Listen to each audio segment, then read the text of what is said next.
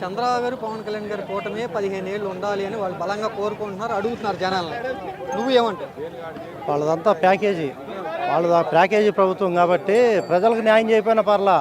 15 ఏళ్ళు మాత్రం ప్రజలు వాళ్ళ ఆదుకోవాలి.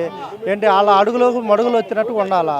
ప్రజలకు ఏం చేస్తారని వాళ్ళకి మద్దతు ఇస్తారు. 15 సంవత్సరాలు ఒక గోడ పడిపోతే పవన్ కళ్యాణ్ గారు ఆగ మేఘాల మీద పరిగెత్తారు. కుప్పరవరు ఏదో ఇప్పటం ఏడ ఆగ మేఘాల మీద పరిగెత్తారు. 42 నీళ్ళు పడేశారు. ఎవరు దీనికి దిక్కు? దీనికి ఎవరు దిక్కు? కనీసం వచ్చి చూసావా? ఏమన్నా స్టేట్మెంట్ ఇచ్చావా? నీ కూటమి తరపున నువ్వేమన్నా స్టేట్మెంట్ ఇవ్వగలిగావా? ఒక గోడ పడేస్తే ఆగమేఘాల మీద పరిగెత్తావు. దీని గురించి ఎవరు పట్టించుకునే నాదుడు?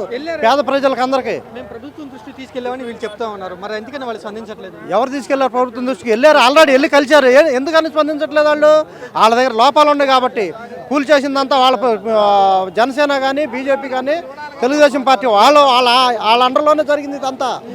దీనికి కేవలం సూత్రధారి ఎంపీ బాలశౌరి గారు ఉన్నారని కూడా అనుకుంటున్నారు ఇక్కడ. సరే, కూటమి మంచి ప్రభుత్వం అంటున్నారు, మీరేమో ఇట్లా కూల్ చేస్తున్నారు, జనాలు చేయట్లేదు అంటారు. కూటమి మాది మంచి ప్రభుత్వం అని వాళ్ళు చెప్తున్నారు. ఎక్కడ మంచి ప్రభుత్వం? కనీసం ఎవరైనా ఒక్క ఎమ్మెల్యే అయినా ఇక్కడికి వచ్చి పరామర్శించాడు వాళ్ళని. వీళ్ళు అక్కడికి వెళ్ళి ఏదో మా కలిసి రావటం తప్ప ఒక్క ఎమ్మెల్యే అయినా ఈ స్థలంలోకి వచ్చి పరామర్శించాడు వాళ్ళని. ఎక్కడ వరకు ఎంతవరకు మంచి అవుద్ది? అదే వాళ్ళే చర్య తీసుకుంటే జగన్మోహన్ రెడ్డి గారు ఇక్కడ దాకా రావాల్సిన లేదుగా. న్యాయం చేసే వ్యక్తి కాబట్టి జగన్ గారు ఇక్కడికి వచ్చాడు. పశ్చిమ నియోజకవర్గం మాజీ ఎమ్మెల్యే గారు ఇక్కడ చర్య తీసుకొని వీళ్ళందరికీ బాధ్యతలకు అండగా నిలబడటం జరిగింది. రేపు కోర్టు వ్యవహారాల్లో కూడా వైఎస్ఆర్ పార్టీ తరపునే ఏ కోర్టులో ఉన్నా సరే అన్ని వాళ్ళ పేదలందరికీ న్యాయం చేసే విధంగా కోర్టును ఢీకొంటాం.